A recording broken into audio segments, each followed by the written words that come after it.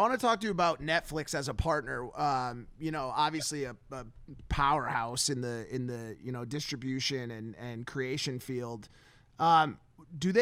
How's that experience been working with Netflix? And also, do they give you kind of like, do they have someone reading through the scripts? I mean, how intensive are they on sensitivity and that kind of stuff? I mean, I gotta say, they've been, from the beginning, unbelievable partners. Even before the show was on and was a success, they were very supportive of us going for it.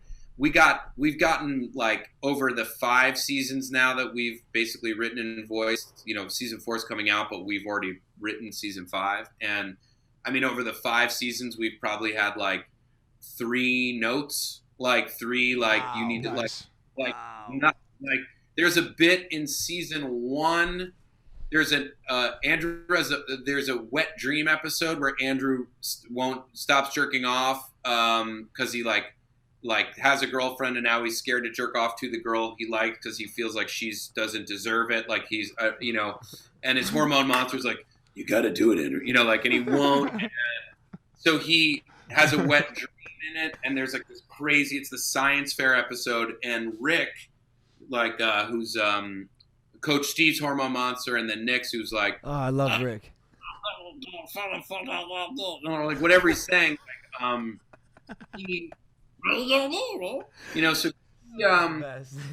the best. There's a moment in that episode where someone's like, Maury's like, I gotta suck his sick little dick, and then he's like, oh no, fuck my sick little dick, which you can't have subtitles here, but he said, yeah, man, suck my sick little dick. And so we had a moment where he pulls a thermometer out of his sick little dick, like his little dick with like a little ice pack, old timey toothaches. You'd like wear an ice pack around your head. Yeah. So we pulled a thermometer out of his little pee hole, and like a little bit of blood spurted out. It was so disgusting. So like, we watched it at color.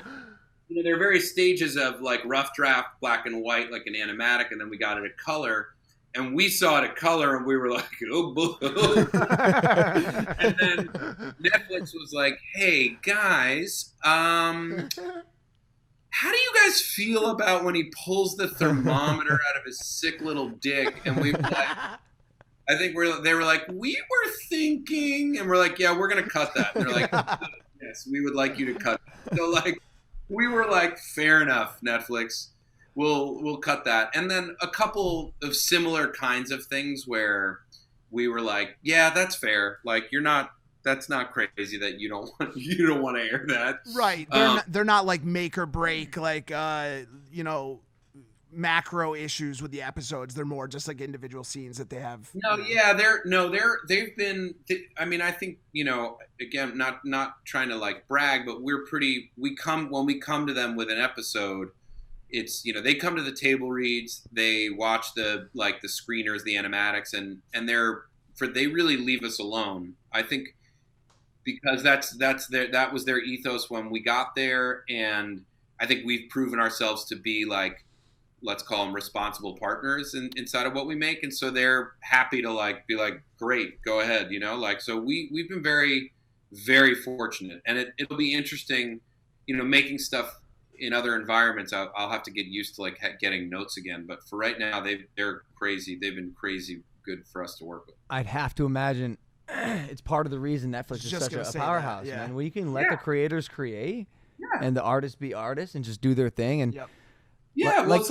like why you guys have built such insane followings, because people you only make what you want to make how you want to make it, and I think networks have had to learn from the Netflixes and from the YouTubes and the Instagrams, everything out there that where people can make stuff without a notes process. And I think that fans respond to that, and so I think networks are learning that you have to if you think someone's talented, if they've proven themselves, let them go make their thing, Mm-hmm. Well, at the end of the day, and I think, there might be some listeners out there that don't, understand the dynamic and the difference between a subscription platform like Netflix and a network.